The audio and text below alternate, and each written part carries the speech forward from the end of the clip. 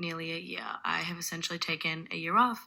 I've been traveling, exploring myself. I'm going to sound like an saying that I have an interview tomorrow for a full-time job. I've had a couple interviews because I'm considering starting to work full-time again. But the thought of going from 0 hours a week to 40 hours a week is actually insane. I have worked full-time before, but the thing is, as humans, we get so used to our condition that I quite genuinely just became so used to being tired all the time, not having enough time for my friends, not having enough time to date, not having enough time to exercise, not having enough time to eat healthily.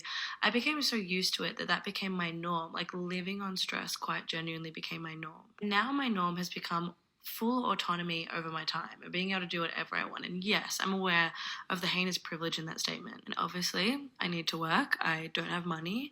But being in the position that I'm in, going from working full time, it was more than full time if I'm honest, to taking a whole year off, doing whatever the actual I wanted, to the thought of going right back to where I was before, I think just has me awoken to how insane working 40 plus hours a week is. I am genuinely so scared. Hey everyone, here is today's news. Young Aussie reveals her plan to never work a full-time job again. Jordan Stacy is only 24 and has already decided she doesn't want to work full-time ever again. Miss Stacy lives in Melbourne and was earning a $60,000 salary when she decided to take a year off and travel. Now, she's back home and preparing to secure a new job, but the idea of spending 40 hours every week at work again just doesn't feel right. It feels so wrong that Miss Stacy calls the idea of working full-time and clocking up 40 hours per week absurd and insane. The 24-year-old, who also lives with chronic health issues, came to this conclusion because not working allowed her to have a better quality of life. Working full-time enabled chronic poor health and limited my social life, and every moment not working felt like it was directed towards recovering, she told news.com.o.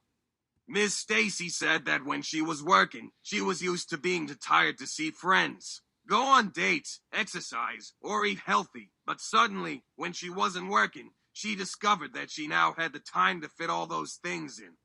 When she returned from traveling and started going to job interviews for full-time positions, it dawned on her that she wasn't willing to spend so much time at work, especially not at the detriment of everything else in her life. I am genuinely scared that the second I start working full-time, all the progress I've made on my physical and mental health will go out the window, she said.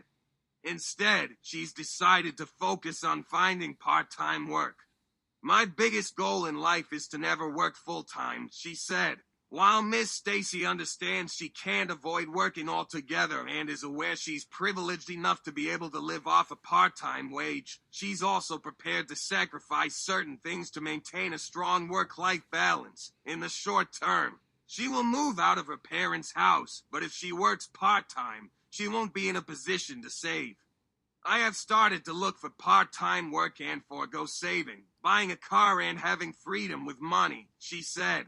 The young Aussie plans to try living off around $40,000 working part-time and prioritize her health and personal life.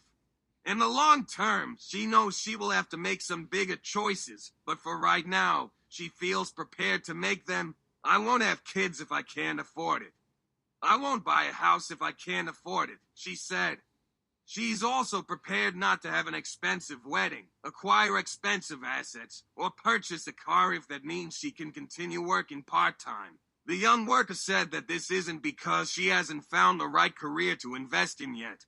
Instead, she wants to practice living a more varied life. She also doesn't think it matters how much you love what you do. No one should be spending 40 hours a week doing one thing. I don't want to do 40 hours of anything. There's not one thing I want to do 40 hours of, she said. Ms. Stacy said she also has no interest in working hard while she is young just so she can relax later in life and is not interested in get-rich-quick schemes. She's not trying to find unique ways to accrue wealth so she can plan to work less in the future. Instead, she is focusing on the present. At 24, she wants to enjoy her life more and feels like working 40 hours a week isn't worth it. and she thinks the real trick is to learn to live on less. She wants to become someone who isn't dependent on a full-time salary to live well. I don't want to escape the rat race by hustling my way out of a 9-to-5. No, I want to cut my expenses down, so I never have to work full-time, she said. Ms. Stacy's working idea might sound like an uncommon goal, but when she posted her opinion on TikTok, she amassed 13,000 views, and plenty of young people agreed with her. I had the entire 2023 off. I have been back in full-time employment for 10 days, and it's hell. I cry every day at lunch, before work, and after work. Do not do it. One person revealed. I work 23 hours a week, and I still feel like I'm drowning, another said. It will be every bit as bad as you imagine, one warned. Another claimed that the 40-hour work week should be illegal. Someone shared, the happiest I've ever been was working part-time, seeing friends, and going to the park or ocean in the sun. What are your thoughts? Thank you for watching.